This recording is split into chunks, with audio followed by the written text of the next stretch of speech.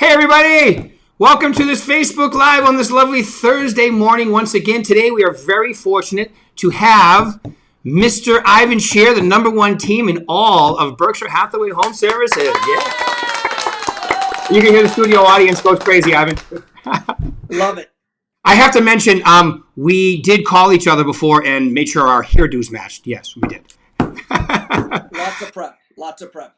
That's right, baby. All right. So, by the way, I just wanted everybody to know that it was an honor being in the crowd in Kentucky when he got that award again. Second year in a row, right? Isn't it second or third? Not in a row, but yes, second year in the last five for sure. Second year in the last five, and you've always been in the top three in all of those five. So that's correct. Thank you. That's a tough group to crack to number one, right? So let's start from the beginning, my man. Tell us a little about yourself, how long you've been doing this, all that good stuff. Well, let's see. I guess the short of it is that I've been in real estate since really late 90s. I moved to Las Vegas in 2000 after several attempts at selling houses and failing. I full on had the headset and made all the calls, and my strength was Mike Ferry and cold calling. Unfortunately, my results were not Mike Ferry. I was not succeeding at all. And I think part of that is that I got myself in the habit of doing what Mike says, or making those calls, or doing those work habits. But I got used to the outcome, so I wasn't going for the outcome. I was going for the habit of making the calls. I don't know if that makes any sense at all. Yeah. So I was doing them for the wrong reason. I felt like it was like in a normal job. You know, you do the steps you're supposed to do for 8 hours a day, and then you get results. So I figured if I'd make the calls, I'd get my results, and that's not how it worked. It didn't work that way for me, and it was so bad that at the time my dad said, "Hey, listen, you're just not doing well. How about we fly you out to San Diego to go work for your uncle in La Jolla?" And I was probably 27, 28 at the time, just gotten married, had our first little baby, failing miserably, not sure how I was going to do what I needed to do in life. And flew out to San Diego, lived there for a couple of years, loved San Diego, loved family, but just did not like working for family, and didn't like working really for anybody. So I failed there. And finally, my parents, who through some business decisions ended up moving to Las Vegas, said, "You got to come check this place out." Now, at that point, I'm 30. I have 2 children, and just totally disillusioned and disappointed in myself. And moved out to Las Vegas. I interviewed with everybody and anybody that would listen, and I presented well, I think, but I just didn't know what I was looking for. I was lost. I interviewed for commercial, for residential, for warehouse space, for people that commercial guys that were buying and selling warehouse space, for luxury, for teams, for commercial brokerages. I mean, wherever I could possibly find my identity, I tried for. And thank God I met with this lady named Florence Shapiro. And Florence ended up being, she's was an icon in Las Vegas. Her clients were Sheldon Adelson and Steve Wynn before she passed away, and people of at that league. And she did such a great job for people. Everybody referred her more business, and she moved to Las Vegas in the 70s and met the man of her dreams and got married and lived through Las Vegas. I lived in Las Vegas, and in 2000 she hired me as her buyer's agent, and I was so excited and thankful. And I had no clue. She was a little bit of an accent and foreign, so I didn't really know what I was signing up for. Only she had this energy and this vitality, and I knew that I wanted what she had, and she was successful, or so I thought, and I was right. And moved here in 2000, and in 2005 she asked me to be her partner. And the partnership, my last name is Sher, hers was Shapiro, so we were Shapiro and Sher, which sounds like a law firm, but it worked. It was great, and we had 13 years of just the most unbelievable partnership through market crashes, through market soaring, through family members passing, through kids growing up through everything you can imagine. And we became each other's, she's always my mentor, but we also became friends. And in 2017, I believe, she passed in 2017, of cancer, and it wasn't something we knew about. Obviously, it rarely ever is.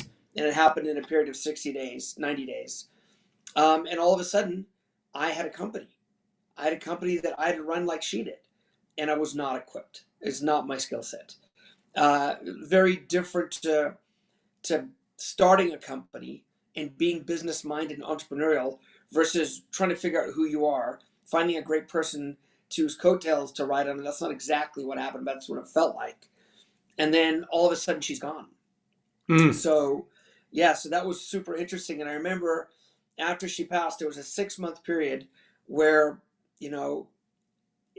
I could have failed. It could have been the end. In fact, I remember my self-talk was at that time was, people are gonna see through me. They're gonna realize that the only reason I had any success was because of her. And that was my self-talk. So through that process, a handful of people rose up and helped me reshape my future and the future of the company. And Mark Stark was one of those people, key, instrumental in every way. And he, as he always is, and he set me straight. And I remember him, I joke about it. I say he would even do marriage counseling between my assistant and I. So like when we couldn't see eye to eye, he'd sit down and say, okay, Christine, when you say that, how do you think you make Ivan feel? Ivan, when you say that, how do you make Christine feel? So, I joke about it being marriage counseling, but you wow. And he didn't have to do that. He's the CEO of one of the finest organizations and companies there is, and he has thousands of agents and, I'm sure hundreds of employees, and he took the time to do that. And from that, the Ivan Sher Group was born, not out of, I would have waited a lot longer to do it. But, in Nevada, and I'm sure in a lot of other states, you can't have a team or to have a team versus a brokerage. There's certain rules. Like I can start a brokerage, which is called Air Conditioning Brokerage USA, but I couldn't start a team called Air Conditioning Brokerage USA. It would need to be the name of the principal's first or last name, and then the word group or team at the end. And one of my competitors turned me in because they said, they were, this was a time where I was heavy into listings. I still am, but I was just getting into it, and I'd beaten them a few times, and they turned me in and said, listen, one of the principals doesn't exist. You can't be Shapiro and Sher if there isn't a Shapiro. And so, and hoping that would derail me, and thankfully it led to success that I just can't even. And when I say success, this is not, I'm not talking about the money. The money's phenomenal, but I'm talking about the identity, the self, the strength of self, the entrepreneurship, all the things that really matter, family, all the things that really matter, and that's what led us to. There's been ups and downs over the last few years, mainly ups in business, especially, and as a result, we have this phenomenal team. And again, I am one of several critical people and components in this incredible team that I have. Yeah, that's so awesome. I knew some of that. Some of it was new to me. So thanks for sharing from the beginning. I didn't know the San Diego story, and before that, where you filled with Mike Ferry. I'm thinking, is that where you met Kenny G back in the Mike Ferry days? Kenny Goodfellow? It wasn't. It was when I came here in 2000. Florence had met him, and Florence was working. Oh, good. Yeah, and I was very fortunate to interview Florence once for my podcast, and also have several conversations with her. She's was an incredible woman, and and I'm really glad you brought her up because she was quite a mentor for you. And let's face it, definitely put you on the roll. But then, because I remember last time I interviewed was 2019. You went through a whole. After being the principal by yourself, changing the name, you went through a whole, you guys were like 35, 40 of you, and then you really leaned up, got more lean and mean, and I think that's more of the size that you are now, correct? Yeah, and thanks for reminding me about that, Rick. That is such a critical component. 3 years ago, I had a team of about 35 agents. And, Florence's philosophy was I never want to be the biggest, I just want to be the best. Right.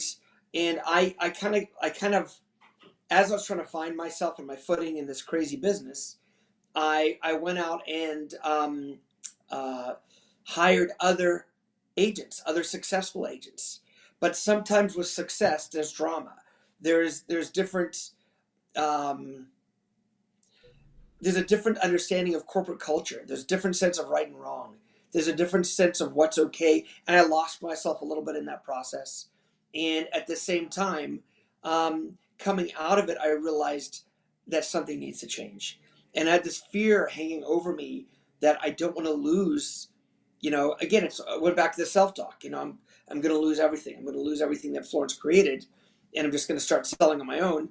And I was too nervous to let go of my top producers.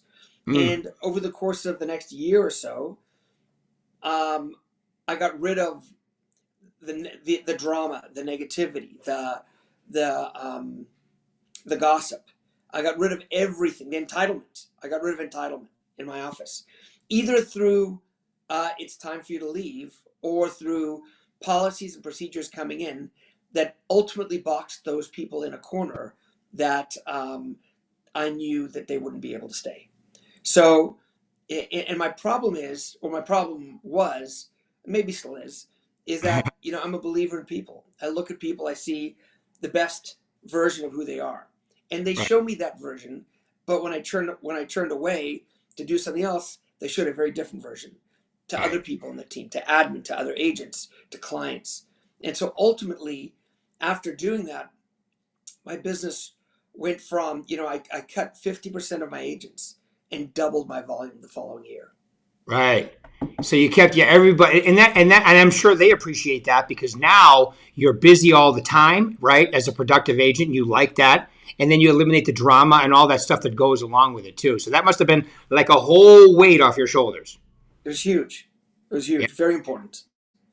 Great. Awesome stuff. Well, that's awesome. I'm glad you brought up that story today because I think, and the part that I like the best is that you told them I failed, I failed, I failed, I failed, then I succeeded. You didn't give up, you kept going, and then look what happened. Probably what you were doing is underplaying your game.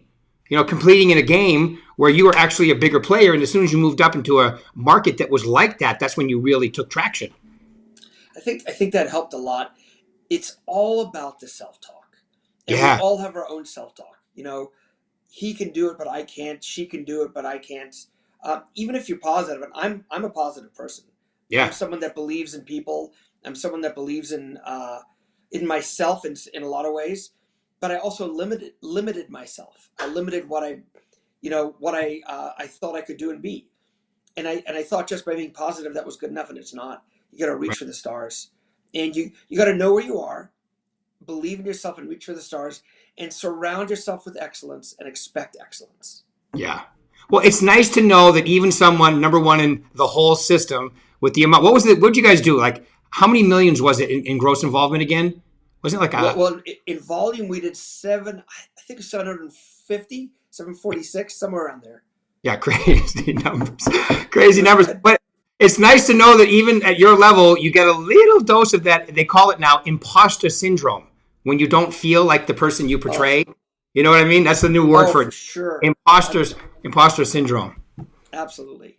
Good stuff. Good stuff. Okay. So I love that story. That was incredibly good. And I'm sure everyone's going to get a lot out of that. Now, my favorite question, and I've asked you this before, is if you could take your business and say, okay, these are the three most important things that I would focus on to be incredibly good at this business, what would you say they are? So funny, Rick. We, as you could tell by when I called in earlier from my car, how prepared I was for this, and my Raiders T-shirt, how aware I was to look at my calendar. Um, it'll be interesting to see if the questions that you ask, my answers to these questions, match what you asked me before, because I had no clue what the conversation is going to be about, even though I know you sent me something in advance to prepare. I haven't looked at them. I don't know. And that's actually how I operate best. I operate best when it's real, it's in the moment. And that's my first important, and ask the question again, Rick, the three most important what? Okay, so if I want to be successful in this business, what are the three most important things you would tell them to focus on? Be authentic. Okay. Authenticity is one of the biggest keys to my success. And that's in personal relationships, that's in business.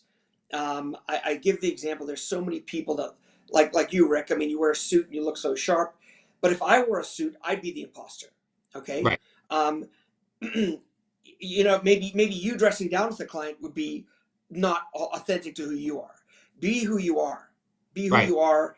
Don't try and be me. I won't try and be you.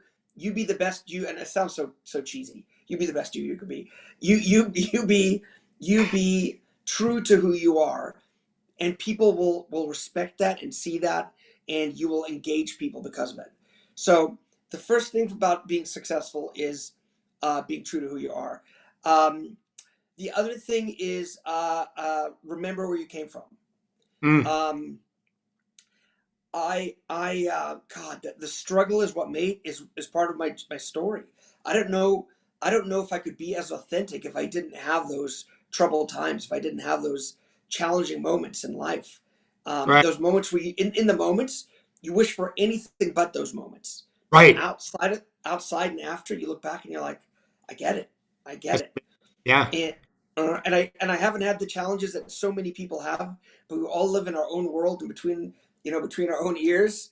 And so what goes on, I mean, we all have our own version of what challenges are. Right. So we have to overcome them. So that's number two. And number three, so number two was remember where you came from.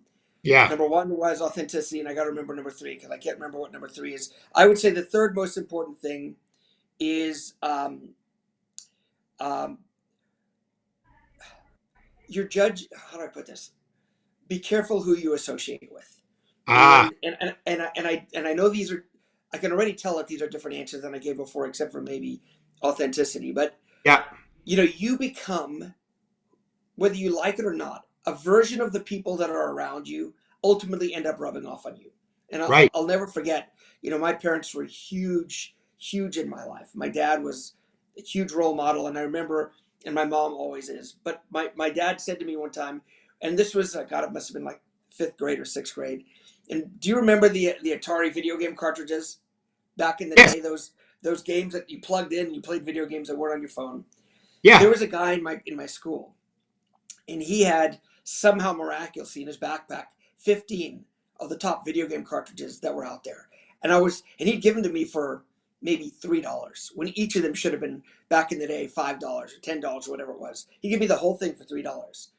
And in my heart, or if I look at what's real, that there's something shady there. Right. And I told and I made the decision to buy them, and I bought them. And my dad went in. It's a long story. My dad went in for a parent-teacher conference like a week later and came back and said, and he heard the story from my teacher, who was a great teacher and observant. And my dad said to me, he said, Ivan, he said, you rub up against the stain long enough, he said, you're going to get a mark. And the stain being a dark energy person, or a person that different values or morals or beliefs. And if that all of a sudden you hang out with that for whatever reason, however you choose to go about that, if you go down that direction long enough, then you lose yourself a little bit. So be very careful who you hang out with, what you do, and who you hang out with on a daily basis. Yeah, who was it? I think it's Seth Godin. It's one of these new guys that's out there writing books, said that you are a cumulative, like your IQ is the cumulative of the 5 persons you closely associate with. And I thought, isn't that a great way to put it? Absolutely. Yeah, and I love your second one too. The old saying, "Smooth seas never made a good sailor." Right? You gotta, or like if you take a butterfly and how they're in the cocoon first. If they don't struggle, if you cut a little hole and pull it out, it dies. It has to struggle, go through strip its wings of liquid. So without the struggle, there's no butterfly. And I know that's a corny one too, but that's a good one because it's a good. If you don't have, like you said, you're gonna have struggles. It's Anybody can make it on the good days. It's getting through the bad days, to the next set of good days that really says who you are. Absolutely. Yeah. I agree 100%. And I love, when you say be authentic, I obviously I follow you on social media, and I love your videos. Like your videos are you when you walk through a house and you speed it up, slow it down, and those are really cool. And it's definitely you. You got to have fun with it. You got to. Yeah. Well, if you're not authentic, it's transparent. People go, okay, they're trying to be somebody they're not. Why would you try? People are very intuitive, and they can tell when you're trying to be something other than who you are. It's very transparent. Yep, I agree. All right, Ivan. Well, I know we're about time here. Hey, I just want to say thank you very much. I love that you have the Raiders shirt on. Hey, hopefully you can be wearing an A's shirt, whatever we call them when they move here, right? I tell you what, yes, sign me up for sure. And Rick, I love what you do. You're awesome. Thank you for including me on the live stream. Oh, my pleasure, my man. Thank you very much. Everybody will do it again soon. Ivan, have a great one, my man. Keep rocking. I want to see you #1 again next year. Hopefully. Oh, it's in Vegas too. By the way, yeah. I liked Kentucky, but I told Mark if they never have a convention there again, it'll be okay with me. I'm on board with that. Thanks again. All right, my man. Thank you. Appreciate it.